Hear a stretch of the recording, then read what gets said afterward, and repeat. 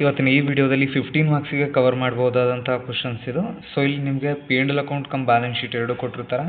So ಇವುಗಳಿಗೆ very important, ನೀವು ಕಲಿಬೇಕಾಗಿರೋದು ಫಾರ್ಮುಲಾಸ್ಗಳು. ಈಗ ಸ್ಟಡಿ ಮಾಡೋಣ, ಏನು ಕೇಳಿದರೆ ಫಸ್ಟ್ ನೋಡೋಣ. ನಮ್ಮ ಕ್ವಶನಲ್ಲಿ ಆಲ್ಮೋಸ್ಟ್ ಕ್ವಶನ್ಸು ನಮಗೆ ಕಂಡುಹಿಡಿಯೋಕ್ಕೆ ಕೇಳಿರೋದು ಅವರು GP ratio, NP ratio, current ratio, debt equity ratio, stock turnover ratio, operating profit ratio, earning per ratio. ಇದಕ್ಕೆ ಫಾರ್ಮುಲಾ ನಿಮಗೆ ಗೊತ್ತಿರಬೇಕು, ಅದಕ್ಕೆ ಏನು ಬೇಕೋ ಅದು ಗೊತ್ತಿರಬೇಕು. ಫಸ್ಟ್ ಒಂದು GP ರೇಷಿಯೋಗೆ formula gross profit divided by net sales into 100. ಇನ್ನು net profit ratio net profit divided by net sales into 100. ಇನ್ನು ಕರೆಂಟ್ ರೇಷಿಯೋಗೆ current assets divided by current liabilities. Debt equity ರೇಷಿಯೋಗೆ debt divided by equity. Current ರೇಷಿಯೋಗೆ total current asset total current liabilities ಬೇಕು ನಿಮಗೆ. Debt equity ratio ಮಾಡೋಕ್ಕೆ total debt ಎಷ್ಟು, total equity ಎಷ್ಟು ಅನ್ನೋದು ಗೊತ್ತಿರಬೇಕು. ಇನ್ನು ಸ್ಟಾಕ್ ಟರ್ನ್ ಓವರ್ ರೇಷಿಯೋಗೆ COGS divided by average inventory ಮಾಡ್ತೀವಿ ನಾವು. ಇನ್ನು ಆಪರೇಟಿಂಗ್ ಪ್ರಾಫಿಟಿಗೆ ಬಂದರೆ operating profit divided by net sales into 100. EPS earning per ಶೇರಿಗೆ ನಿಮಗೆ ಪ್ರಾಫಿಟ್ ಬಿಫೋರ್ ಇಂಟ್ರೆಸ್ಟ್ ಆ್ಯಂಡ್ ಟ್ಯಾಕ್ಸಿಂದ total number of amount availability equity shareholders divided by total equity ಶೇರ್ಹೋಲ್ಡರ್ಸಿಂದ ಮಾಡ್ಕೋಬೇಕಾಗುತ್ತೆ. ಸೊ ಈಗ ನಮಗೆ ಕೊಟ್ಟಿರೋ ಡೇಟಾನ ಫಸ್ಟು ಅಬ್ಸರ್ವ್ ಮಾಡೋಣ ನಾವು. ಸೊ P&L ಅಕೌಂಟಲ್ಲಿ ನೋಡಿ, ಇಲ್ಲಿ ಈ ಓಪನಿಂಗ್ ಸ್ಟಾಕು, ಪರ್ಚೇಸು, ಅದೇ ರೀತಿ ಕ್ಲೋಸಿಂಗ್ ಸ್ಟಾಕು, ಇದು ಕೊಟ್ಟಿರೋ ಉದ್ದೇಶ ಇಷ್ಟೇ, COGS ಕ್ಯಾಲ್ಕುಲೇಷನ್ ಮಾಡೋಕ್ಕೆ. ಸೊ ನಿನ್ನೆ ನಾನು ನಿಮಗೆ rearrangement of P&L account for ratio analysis ಅಂತ ಹೇಳಿದ್ನಲ್ಲ, ಅದ್ರ ಬಗ್ಗೆ ನಾವು ಮಾತಾಡ್ತಾ ಇದ್ವಿ. ಫಸ್ಟು ಸೇಲ್ಸ್ ತೊಗೊಳ್ತೀರಾ, ರಿಟರ್ನ್ಸ್ ಇದ್ದರೆ ಲೆಸ್ ಮಾಡ್ಕೊಳ್ತೀರಾ, ಯಾವುದು ರಿಟರ್ನ್ಸ್ ಇಲ್ಲ, ಸೇಲ್ಸ್ ರಿಟರ್ನು. ಅದಾದಮೇಲೆ COGSನ ಕ್ಯಾಲ್ಕುಲೇಟ್ ಮಾಡ್ಕೋಬೇಕು, ಓಪನಿಂಗ್ ಸ್ಟಾಕ್ ಪ್ಲಸ್ ಪರ್ಚೇಸಸ್. ಅದಾದಮೇಲೆ ಮೈನಸ್ ಕ್ಲೋಸಿಂಗ್ ಸ್ಟಾಕ್ನ ಮಾಡಿದರೆ ನಮಗೆ COGS ಸಿಗುತ್ತೆ. ಸೇಲ್ಸಿಂದ COGS ಕಳೆದ್ರೆ ಉಳಿಯೋದೆ ಗ್ರಾಸ್ ಪ್ರಾಫಿಟ್. ಗ್ರಾಸ್ ಪ್ರಾಫಿಟ್ಗೆ ಆಪರೇಟಿಂಗ್ ಎಕ್ಸ್ಪೆನ್ಸಸ್ ಅಂದರೆ ಅಡ್ಮಿನಿಸ್ಟ್ರೇಷನ್ ಮತ್ತು ಸೆಲ್ಲಿಂಗ್ ಎಕ್ಸ್ಪೆನ್ಸಸ್ಸು, ಇವುಗಳನ್ನ ಲೆಸ್ ಮಾಡ್ತೀವಿ. ಲೆಸ್ ಮಾಡಿದ ತಕ್ಷಣ ಉಳಿಯುವಂಥದ್ದು ಆಪರೇಟಿಂಗ್ ಪ್ರಾಫಿಟ್. ಆಪರೇಟಿಂಗ್ ಪ್ರಾಫಿಟಿಗೆ ಒಂದು ಐಟಮ್ ಆ್ಯಡ್, ಒಂದು ಐಟಮ್ ಲೆಸ್ ಅಂತ ಹೇಳಿದ್ದೆ. ನಾನ್ ಆಪರೇಟಿಂಗ್ ಇನ್ಕಮ್ ಒಂದು, ನಾನ್ ಆಪರೇಟಿಂಗ್ ಎಕ್ಸ್ಪೆನ್ಸಸ್ ಒಂದು. ನಾನ್ ಆಪರೇಟಿಂಗ್ ಇನ್ಕಮಲ್ಲಿ ಯಾವ್ಯಾವ್ದು ಬರುತ್ತೆ ಅಂತ ಅಂದರೆ ನೋಡಿ, dividend on shares, profit on sale of investment ಬರುತ್ತೆ. ನಾನ್ ಆಪರೇಟಿಂಗ್ ಎಕ್ಸ್ಪೆನ್ಸಸ್ ಇನ್ಕಮ್ ಇದೆ, ನಾನ್ ಆಪರೇಟಿಂಗ್ ಎಕ್ಸ್ಪೆನ್ಸಸ್ ಲೆಸ್ ಮಾಡುವಂಥದ್ದು loss on sale of asset. ಮಾಡಿದಾಗ ಆ್ಯಕ್ಚುಲಾಗಿ ನಿಮಗೆ ನೆಟ್ ಪ್ರಾಫಿಟ್ ಸಿಗುತ್ತೆ. ಇನ್ನು ಪ್ರಾವಿಷನ್ ಫಾರ್ ಟ್ಯಾಕ್ಸೇಷನ್ ಇಲ್ಲ. ಇನ್ನು ಈ ಬ್ಯಾಲೆನ್ಸ್ ಶೀಟಲ್ಲಿ ಕೊಟ್ಟಿರುವಂಥ ಐಟಮ್ಸ್ ಎಲ್ಲ ನಿಮಗೆ ಇಲ್ಲಿ ಏನು earning per share, debt equity ratio, current assets, ಇವುಗಳನ್ನ ಕ್ಯಾಲ್ಕುಲೇಟ್ ಮಾಡೋಕ್ಕೆ ಕೊಟ್ಟಿರ್ತಾನೆ. ಸೊ ಈಗ ನೋಡೋಣ, land and building, plant and machinery, stock current asset ಆಗಿರುತ್ತೆ. ಡೇಟಾಸ್ ನೋಡಿ, ಇಲ್ಲಿ ಕರೆಂಟ್ ರೇಷಿಯೋ ಇದೆಯಲ್ಲ, ಅದಕ್ಕೆ current assets divided by current liabilities. Current ಅಸೆಟ್ಸ್ನ ಲಿಸ್ಟ್ ಮಾಡ್ಕೋಬೇಕು ನಾವು. ಕರೆಂಟ್ ಅಸೆಟ್ಸಲ್ಲಿ ಸ್ಟಾಕು, ಡೆಟಾರ್ಸು, BR, ಕ್ಯಾಶ್ ಇವುಗಳು ಬರ್ತವೆ. ಸೊ ಅದೇ ರೀತಿ ಕರೆಂಟ್ ಲಯಬಿಲಿಟೀಸ್ನಲ್ಲಿ ಕ್ರೆಡಿಟಾರ್ಸು ಮತ್ತು BOD ಬರುತ್ತೆ. ಸೊ ಇಷ್ಟು ಇವುಗಳನ್ನ ಕರೆಂಟ್ ಅಸೆಟ್ಟು, ಕರೆಂಟ್ ಲಯಬಿಲಿಟೀಸ್ನ ಸಪ್ರೇಟಾಗಿ ಕೂಡಿಕೊಂಡು current asset divided by current ಲಯಬಿಲಿಟೀಸ್ನ ಮಾಡ್ತಾ ಹೋಗ್ತೀವಿ. ಸೊ ಇನ್ನು ಡೆಟ್ ಇಕ್ವಿಟಿ ರೇಷಿಯೋಗೆ ಬಂದರೆ, ಡೆಟ್ ಅಂತ ಅಂದರೆ ಯಾವ್ಯಾವುದು, ಡಿಬೆಂಚರ್ ಸಾಲ. ಡೆಟ್ ಅಂತ ಅಂದರೆ debenture, mortgage loan, public deposit R any long term loans, ಇವುಗಳನ್ನ ನಾವೆಂತ ಕರಿತೀವಿ, ಡೆಟ್ ಅಂತ ಕರಿತೀವಿ. ಈಕ್ವಿಟಿ ಅಂತ ಅಂದರೆ preference shares, equity shares, general reserve, P&L account, share premium, ಇಷ್ಟನ್ನು ಕೂಡಿಕೊಂಡು ಅದರಿಂದ ಈ ಸೈಡ್ ನಿಮಗೆ ಕೆಲವೊಂದು ಐಟಮ್ ಕೊಟ್ಟಿರ್ತಾನೆ. ಯಾವ್ಯಾವುದು, goodwill amortisation, discount on issue of shares and debenture, promotional expenses, commission issue of shares. ಅವು ಯಾರು ಇದ್ದರೆ ಕಳ್ಕೊಂಡ್ರೆ ಆ ಕಳೆದು ಉಳಿಯೋದೇ ಆ್ಯಕ್ಚುಯಲ್ ಈಕ್ವಿಟಿ ಆಗಿರುತ್ತೆ. ಈಗ ಡೈರೆಕ್ಟಾಗಿ ಆನ್ಸರಿಗೆ ಹೋಗೋಣ ನಾವು. ಏನೇನಿದೆ ನೋಡೋಣ ಆನ್ಸರ್ನಲ್ಲಿ.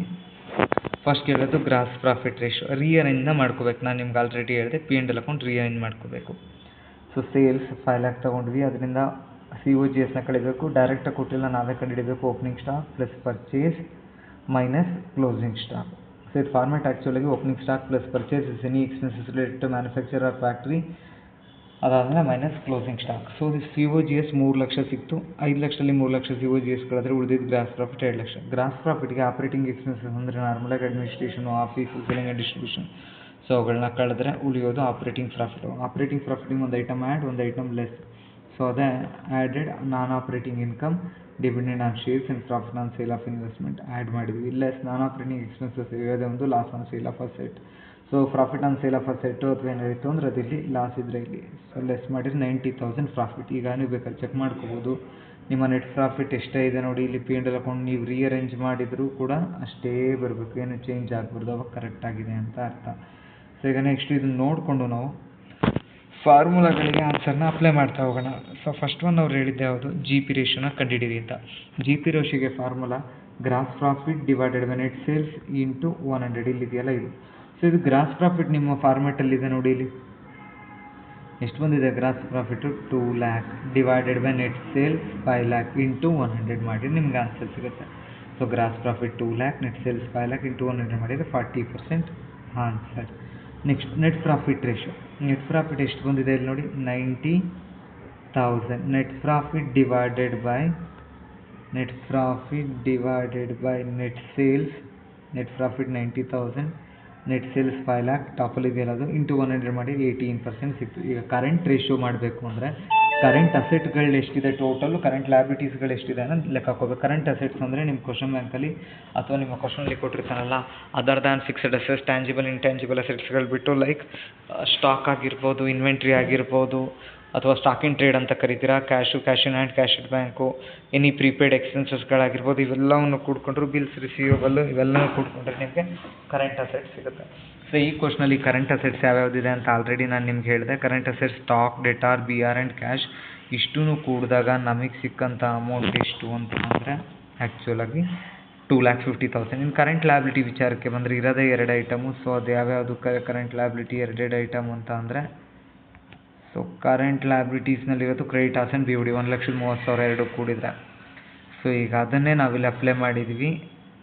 Current assets 2,50,000 divided by current liabilities 1,30,000.